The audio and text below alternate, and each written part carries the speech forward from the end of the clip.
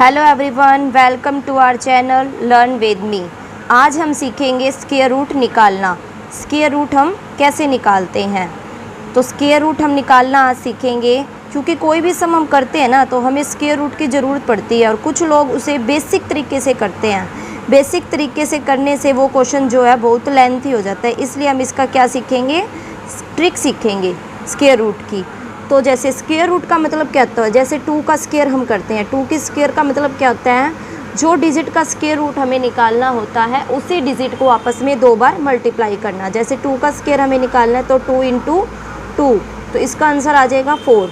इसी तरह से हमें 3 का स्क्वायर निकालना है तो 3 की स्क्वायर का मतलब है 3 × 3, 3 3 × 9। स्क्वायर का मतलब ही होता है जिस डिजिट का हमें स्क्वायर निकालना होता है उसी को आपस में 2 बार मल्टीप्लाई करना। इसी तरह से 4 का स्क्वायर, 4 के स्क्वायर का मतलब है 4 × 4, 4 4 जा कितने होते हैं 16।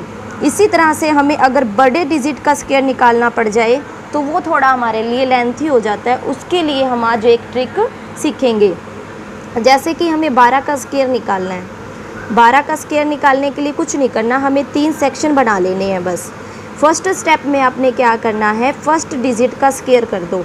2 का स्क्वायर कितना होता है, 2 का स्क्वायर 4, 4 कर दिया। उसके बाद देखो ये 1 2 और ये वाला 2, 1 × ये वाला 1, ये वाला 2 इंटू में ये वाला स्क्वायर, स्क्वायर वाले को भी मल्टीप्लाई करनी है। सेकंड स्टेप में हमने इन तीनों डिजिट की आपस में मल्टीप्लाई करनी है, तीनों डिजिट की आपस में मल्टीप्लाई करनी है। 1 2 × 2, 2 2 × 4, ठीक है, कितना हो जाएगा 4।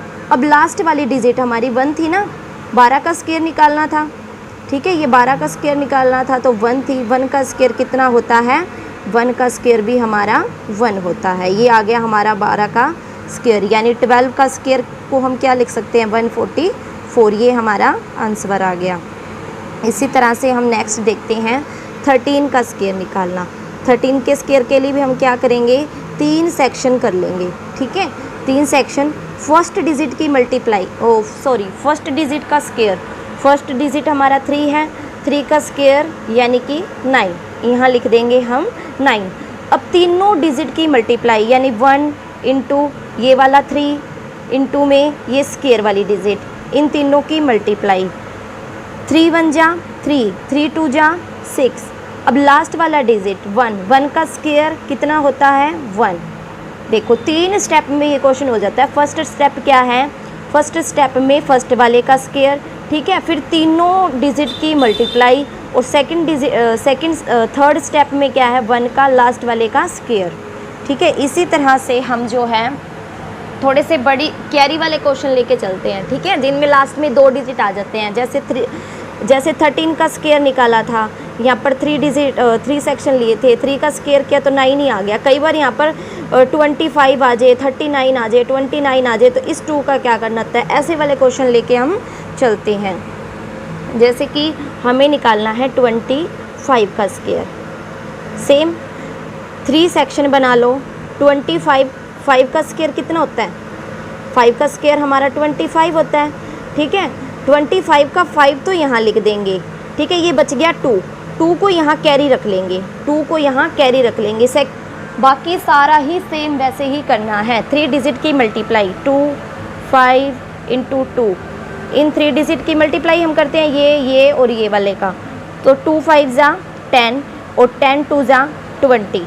ये वाला कैरी वाला जो था ना, इसमें ऐड कर दो, 20 में 2 ऐड करेंगे कितना आ जाएगा 22। ये 2 यहाँ रख दिया, अब बच गया ये वाला 2, 22 आया ना, अपन ने तो सिर्फ 2 ही यूज़ किया, ये वाला 2 बच गया। इस 2 को फिर कैरी रख दो यहाँ पर, इस 2 का स्क्वायर करो। 2 का स्क्वायर कितना होता है हमारे पास 4, इस 4 में ये 2 जो है ऐड कर दो 6। सेम वैसे ही किया है, लेकिन इसमें 2 डिजिट आने के कारण कैरी हो गई, यानी कि फर्स्ट का स्क्वायर किया 5, 2 हमने रख दी यहाँ पर कैरी। 3 डिजिट की मल्टीप्लाई की, 2 × 5 10, 10 × 2 20, 20 में वो कैरी वाला 2 ऐड कर दिया, हमारा आया था 22, 2 को यहाँ रख दिया, ये वाला 2 हमने कैरी रख दिया। इस डिजिट की हम करते हैं स्क्वायर, तो 2 का स्क्वायर हमारा होता है 4, 4 में कैरी ऐड कर दी, ठीक है, तो ये कितना आ गया 6 आ गया। तो 25 का स्क्वायर हमारा कितना आ गया 625।